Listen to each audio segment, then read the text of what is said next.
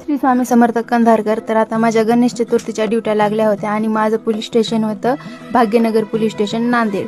तर मी सकाळी सकाळी उठून निघालो, पण आज तर आपल्याकडं रात्रपासून खूपच जास्त मोठा पाऊस पडत होता म्हणून मी छत्री घेऊन निघालो. आणि हे बघा आपल्या कंधारच्या बस स्टँडनं पूर्ण पाणी झालेलं आहे आणि मला लगेच बस भेटली. मग मी बसमध्ये बसून निघालो. बसनं आल्यावर बघा वाटण येताना एवढं हिरवगार दिसत होतं, पण पाण्यानं खूपच जास्त नुकसान पण व्हायलंय.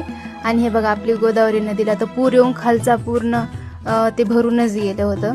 त्यानंतर मग मी बस स्टँडला आलो आणि ॲटोत बसलो. ॲटोमधले दादा म्हणले की मी तुझे व्हिडिओ बघतो. त्यानंतर मी पोलीस स्टेशनला पोहोचलो. पोलीस स्टेशनला आल्यावर इथं मी हजर वगैरे झालो आणि त्यानंतर या सरांना चाय मागवली होती. तर मी चाय पिऊन घेतली. मस्त असं वातावरण होतं. पाऊस तर दिवसभरच चालू होता तिकडं.